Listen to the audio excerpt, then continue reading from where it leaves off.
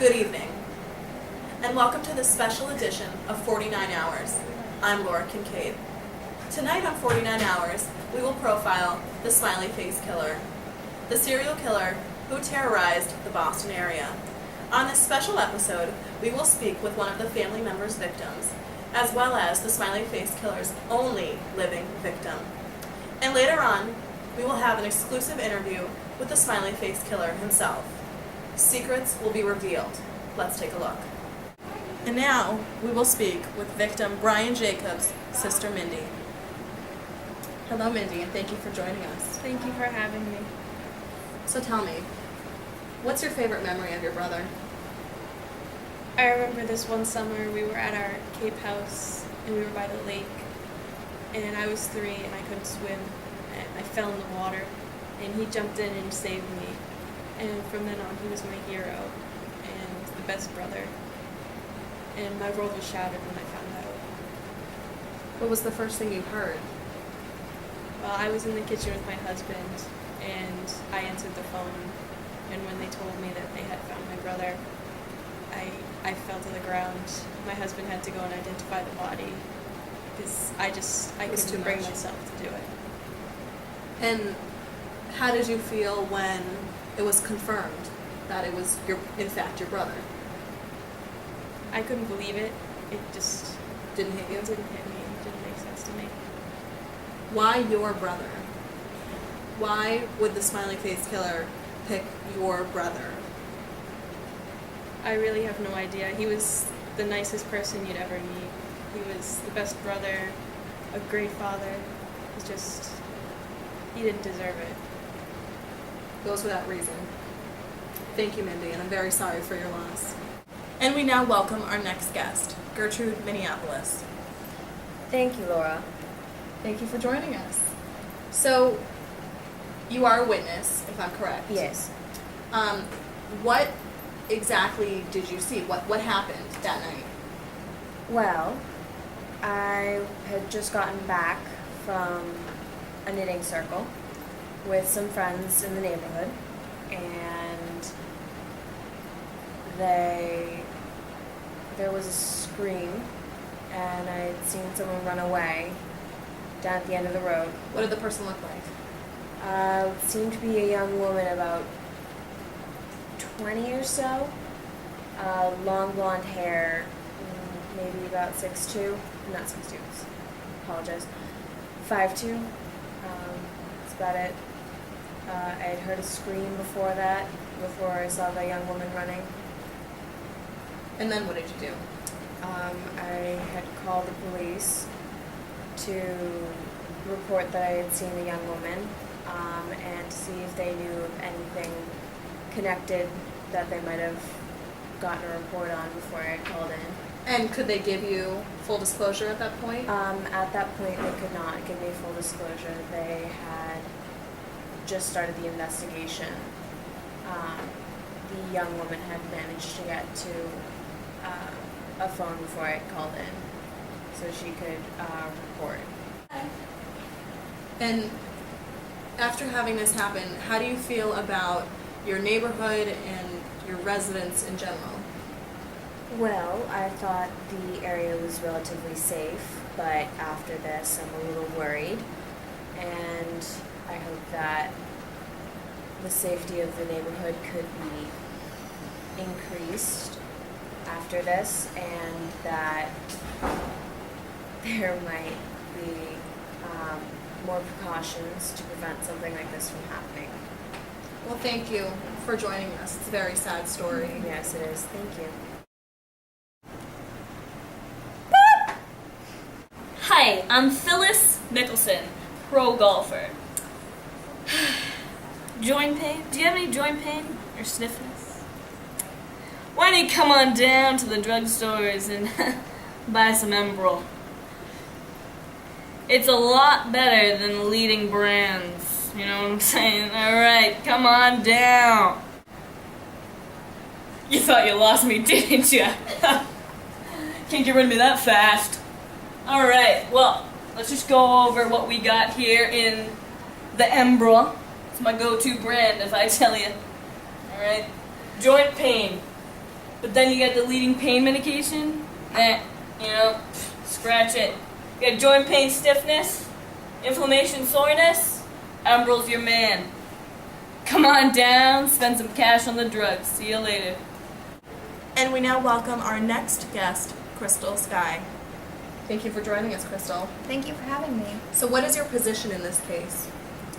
Well, I was recently a crack addict for many years, and I was on the streets looking to buy more drugs, and I came face to face with the Smiley Face Killer. And at the time you didn't know it was him, correct? Correct. So what happened? I went, got some coke, bought it off of him, and we made eye contact, and I just saw the demon in his eyes, and that's when I knew I needed You to could get help. see it in it. I What did his could eyes see. look like? I could just tell he was the devil. And from that point on, what happened? I knew I needed to get help, and I stopped with the crack and the coke. And how did you feel when, his face was shown in the media? How did you react knowing that you were that close? You were so close to being one of his victims, but you survived. It was scary to see that that was him that I interacted with, but I'm glad to be here today. Well, congratulations, and thank you for joining us. Thank you.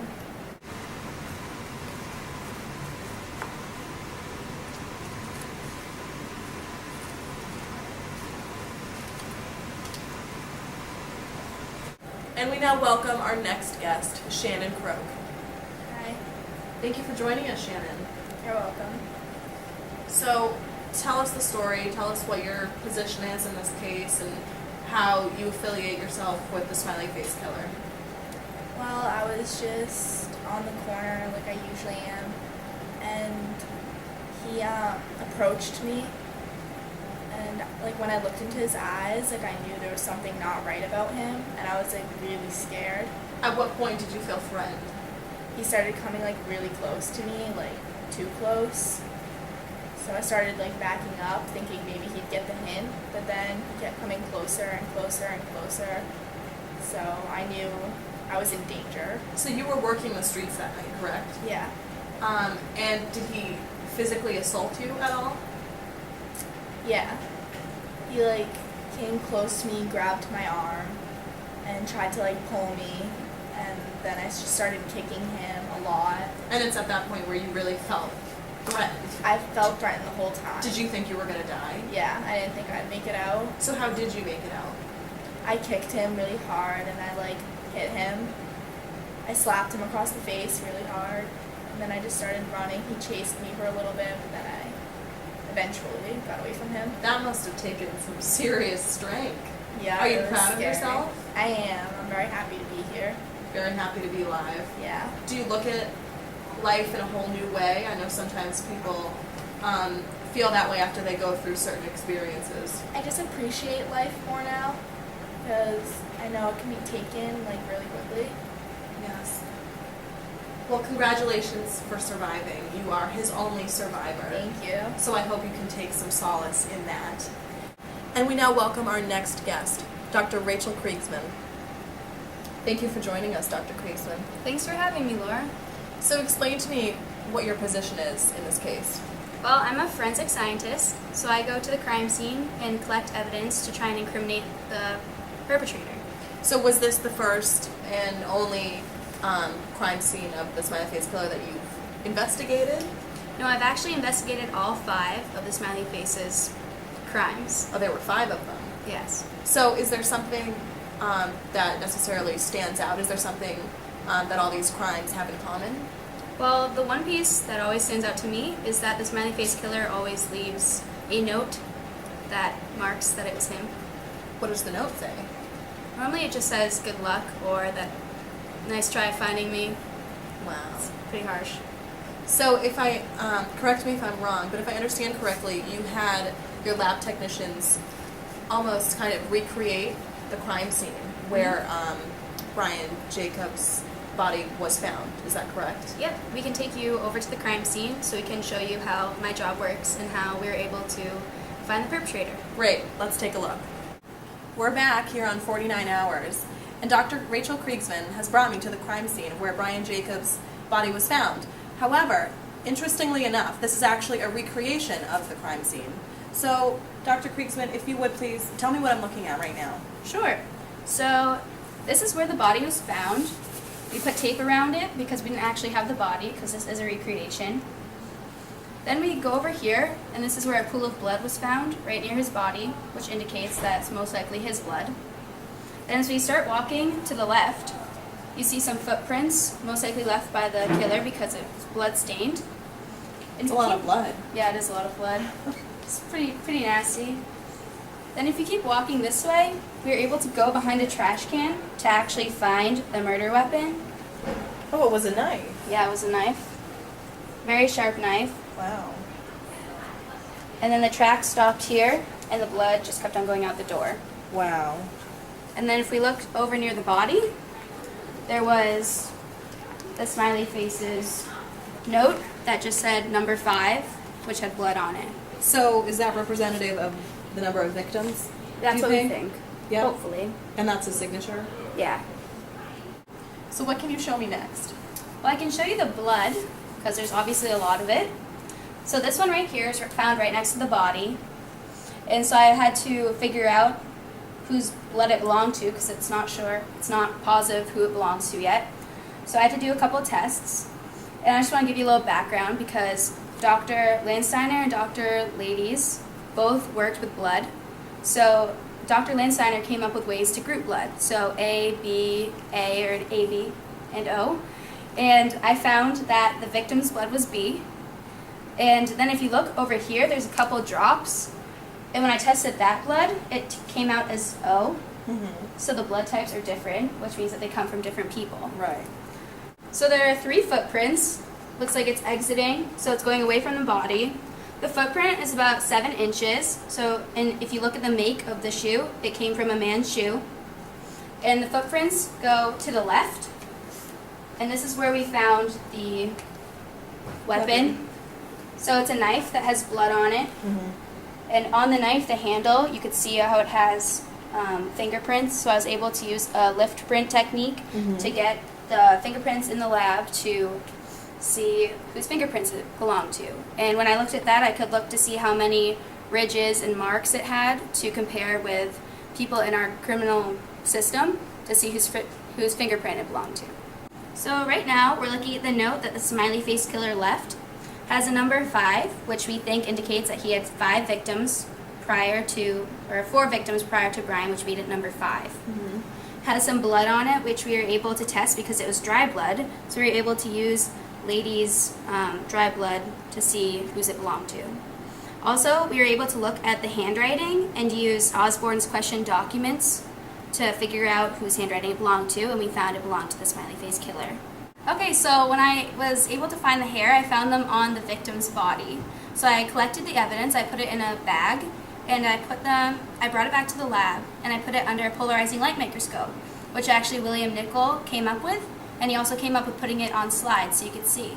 So, could you trace the hair back to an actual person? Yeah, using the root of the hair, I was able to access a database, and I was able to find that the person whose hair it belonged to was Gerald Carpenter, who is actually the Smiley Face Killer. Really? So you could actually locate the real human being in order for him to be prosecuted? Yep. Well, that's all very interesting, Dr. Kriegsman. I'd like to thank you for giving me this wonderful opportunity to. This really does seem real. It seems like a real crime scene. Yeah. So, thank you for joining us.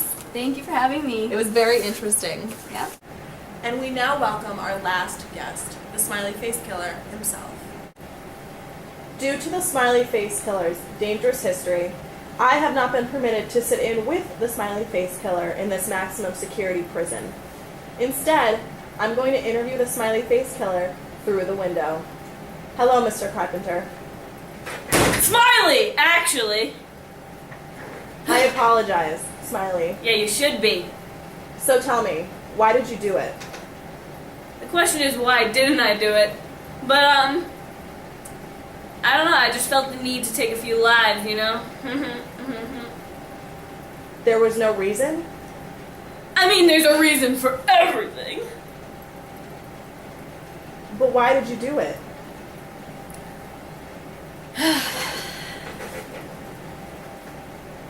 The people kind of reminded me of others that I've known in my past.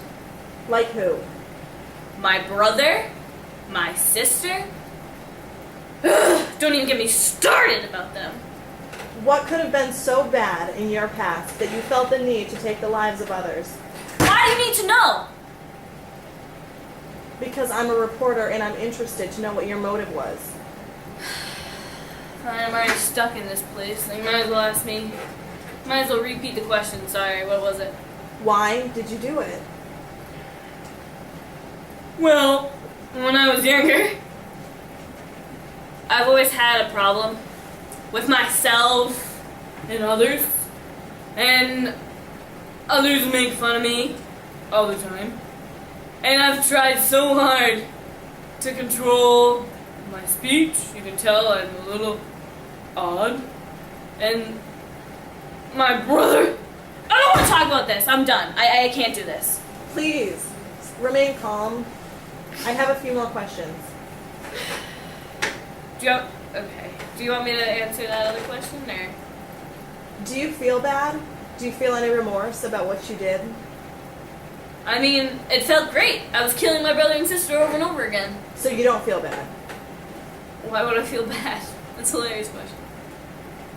Because you took the lives of others and you hurt a lot of people. And I don't think you realize the gravity of that. There is no gravity to death. We all are going to die once in a while. It's just a matter of how. I honestly just don't care about those people. I never have, and I never will. God dang it! I am so sick and tired of these god darn questions that are pointless and they're never going to get anywhere.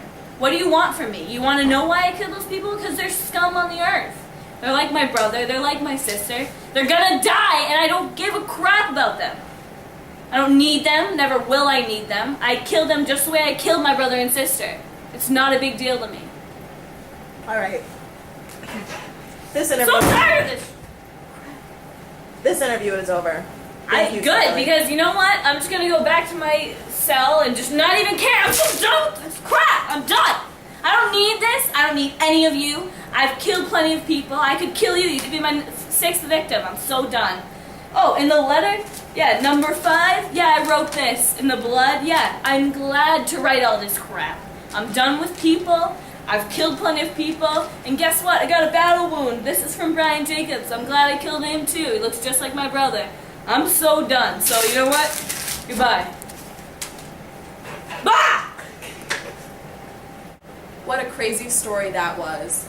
The lives of many loved ones were lost to the smiley face killer, but I'm hoping the families can take comfort in knowing that the smiley face killer will be locked up for good without a chance of parole, as we remember the life of Brian Jacobs, the smiley face killer's last victim. Touched by an angel, let's fly away. Ah, ah, ah,